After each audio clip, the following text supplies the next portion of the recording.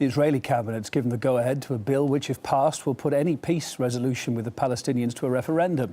Prime Minister Netanyahu's government's appealed to lawmakers, asking them to greenlight the motion as soon as possible. RT's Paula Sleer explains why. Well, the Israeli parliament adjourns this week for their summer recess, and what this means is that there will be no legislation able to be passed in this country for at least a few months.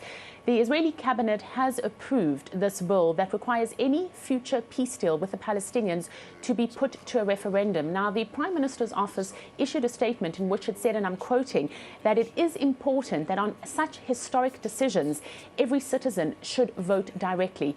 This is not a question about supporting a Palestinian state, but what it is a question about is supporting land swaps which would affect a future Palestinian state. What we're talking about here is Jerusalem. We're talking about parts of land within the Green Line, but we're not talking about the West Bank and the settlement blocks there.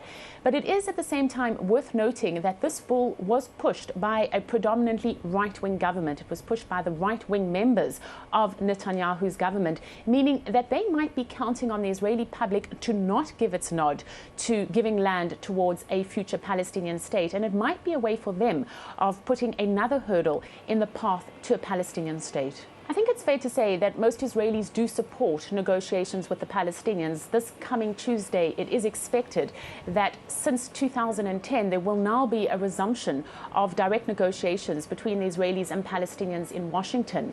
But when